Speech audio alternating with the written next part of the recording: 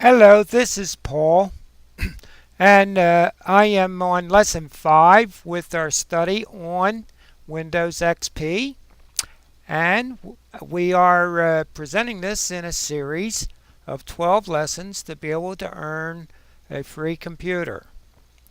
This is taking place at the First Church of the Brethren in Harrisburg, Pennsylvania, and this presentation will not constitute the attendance that is necessary.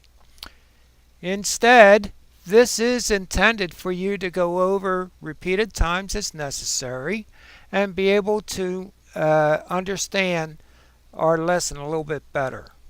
So let's get on to the first slide. To begin with, we're going to start working with an exploring of what is on our drives, and there are more than one way to see what is available and see what we have stored. And we're going to go to the first part of this and observe what my computer will do.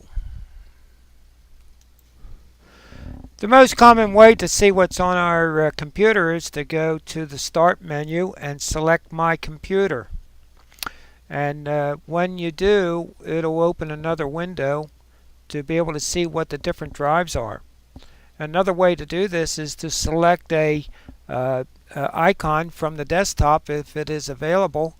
Double click on it and it will open the same screen. With this presentation, I see a list of my different drives on my computer that I copied this from. And on the top it has the real drives that are on the actual machine, whereas the one with the bars on it, it's connected to my network. I also have a selection of directories marked as a map drive so that I am able to click on them and get to that directory very quickly. If we use our mouse to click on the View button on the menu bar, we will get a selection of different views to look at, and they are listed as thumbnails, tiles, icons, list, and details. You might want to click on each one of them and see what they're about and see what the differences are. When we get to Windows 7, it will be a little bit different and a little bit more details, but for Windows XP, we do have these selections that are very useful. I have made a selection for details on this, and as you can see, it gives the names, and also I have it set that it will show the 3-letter extension or the 4-letter extension for the files. It has a list for the type of file it is and when it was created or modified. In this view, we have a simple list of what the different drives are. They are listed with small icons on the right side of each drive, and it has a lot less detail. This represents the icon view for you to be able to see this with just the common icons and having the labels underneath to be able to make your selection for what drive you're interested in. In this presentation, it's probably going to be most useful when you're into a directory and be able to see a list of pictures. And in this view, thumbnails will present what those pictures are in a very small dimension there. It'll be very easy to select what you want. In this view, it's only showing the icons for the different drives. We're going to take a little bit of different approach here with to be able to see our files on the drive.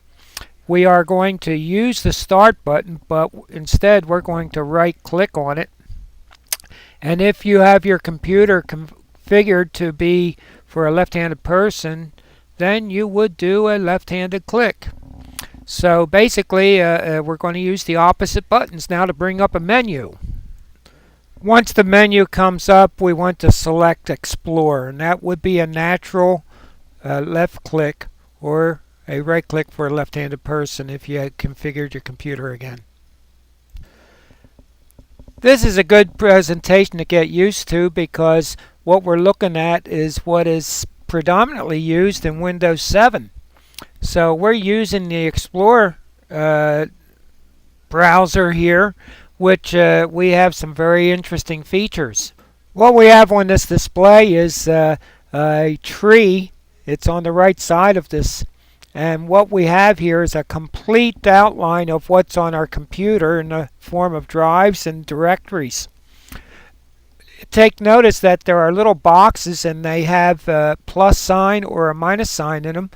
And that means that there is directories underneath them. If there's a plus sign, you click on it with your mouse and be able to open a directory. If there's a minus sign there, you're able to click on it and collapse it. So it makes us able to point to the exact directory that we might be interested in.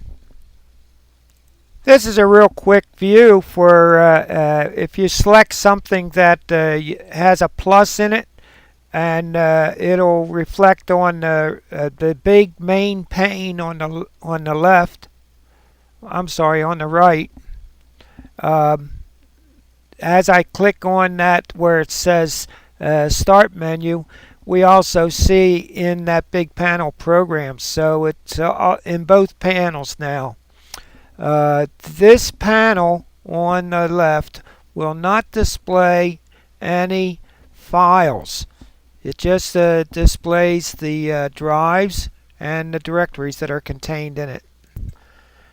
Once we select a directory that has files in it, this is a simple display that we have here that we have talked about before, and in the top of the box there that we are able to change the views around as we demonstrated earlier. Once we get this far, we can double click on any one of these files and it'll open the associated program and be in operation very easily. This finishes the demonstration on exploring your computer and seeing what files are stored on it, being able to open them very easily. And if you want to get into good practice, you'll look at these different demonstrations and get familiar with them. Especially with the second part, it is very active with Windows 7.